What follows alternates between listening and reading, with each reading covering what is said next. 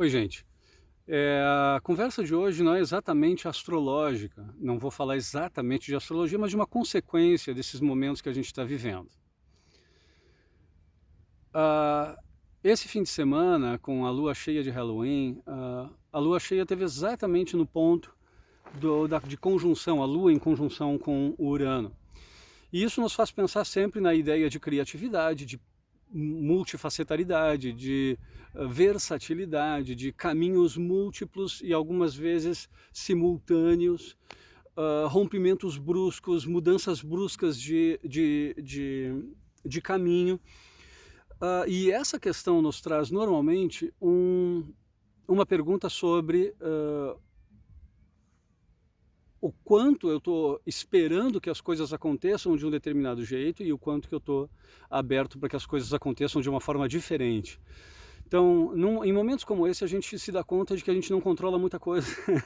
Tem muita coisa que a gente não controla e que geralmente fazem com que a gente tenha que mudar, tenha que se adaptar a circunstâncias mais do que forçar as coisas para que elas aconteçam. Então, a grande sabedoria é saber quando é que a gente tem que fazer um pouco mais de esforço para que algum projeto, para que algum plano, para que alguma coisa que a gente queira aconteça e quando é que a gente tem que deixar que as coisas fluam. Esse é um momento de, principalmente, deixar que as coisas fluam em todos os sentidos, seja por aquele trio lá de Capricórnio, Plutão, Saturno e Júpiter, como agora com essa presença de Urano. Mas é bom a gente já ir se acostumando, porque quando Saturno e Júpiter entrarem em Aquário no final desse ano, a gente vai ter que estar bem aberto para isso, tá?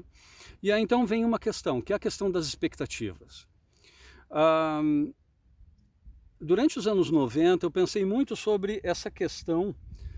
Durante os anos 90 eu pensei muito sobre essa questão das expectativas, porque estava muito em moda, desde a psicologia até o pessoal da nova era, falando muito de abandonar as expectativas, ficar aberto completamente a tudo. Isso é muito bonito de se dizer, só que se a gente leva isso às últimas consequências, a gente entra em apatia. Em apatia? Em apatia por quê? No momento em que eu não tenho expectativas, eu também não tenho desejos, o que é uma coisa excelente, até mesmo do ponto de vista budista. Mas se eu não tenho desejos nenhum, então eu não vou fazer nada. Então, não, pera um pouco, Edson. Não, foi demais. Então, realmente, eu fui demais agora. Eu não tenho desejo de fazer nada, eu vou ficar parado, apaticamente, olhando para o horizonte e esperando que alguma coisa aconteça. Não, não é assim. Então então onde é que está a diferença disso? A diferença é justamente um certo tipo de expectativa que seja livre, vamos chamar assim, o que leve o nosso pensamento numa direção criativa e livre. Criativa no sentido de que a gente se adapta às circunstâncias com criatividade. Livre no sentido de que a gente é livre para fazer o que quiser, mas também a gente deixa o universo ao nosso redor, né, o ambiente, o meio ambiente ao nosso redor livre para que seja e faça aquilo que lhe convém. Então é uma espécie de negociação, é o tempo inteiro uma negociação com o ambiente, onde em parte a gente coloca a nossa parte, a gente se impõe, e em parte a gente negocia e se adapta. Mas então, se a gente não pode eliminar as expectativas por causa disso, eu elimino as expectativas e eu perco o compromisso até mesmo de seguir fazendo o que eu estava fazendo, que pode ser importante. Então, quando eu estou fazendo alguma coisa que eu tenho um objetivo, o meu objetivo é a minha expectativa. Poxa, mas agora eu dei um nó. O que acontece com a nossa expectativa? A gente tem que alcançar um certo estado de expectativa que é muito particular e que eu levei muito tempo para considerar, porque eu fiquei preso entre a ideia de uma expectativa fechada e uma expectativa aberta. Mas expectativa aberta como? Até que ponto a expectativa pode estar aberta e seguir sendo expectativa? Baseado nisso, eu fui buscando algum tipo de qualificativo para a expectativa, até que eu cheguei naquilo que eu chamei depois de expectativa curiosa. Então, para chegar no estado de expectativa curiosa, eu vou usar uma pequena metáfora aqui, um pequeno exemplo que pode nos mostrar como chegar nesse estado, mas possivelmente vocês mesmos aí terão os seus próprios. Mas imagine que você está num shopping esperando por alguém e não vai ter que fazer algum tempo, e então para fazer esse tempo entra no cinema para ver um filme, ou tu está em casa agora em pandemia e tu simplesmente coloca, não sei que filme é esse aqui, deixa eu botar, pum, e bota, e começa a ver. A partir de um determinado ponto, a tua curiosidade de saber como vai terminar esse filme te mantém atento ao filme. Então, tu está comprometida com o final desse filme. Se tu está comprometida com esse final desse filme, tu tampouco está dizendo, vai ser assim, quer ver, vai ser assim. Alguns filmes a gente até pode prever um pouco, quando eles não são tão bons assim. Mas vamos supor que o filme seja envolvente, seja bom, e tu está absolutamente convencida de que esse final vai ser muito surpreendente.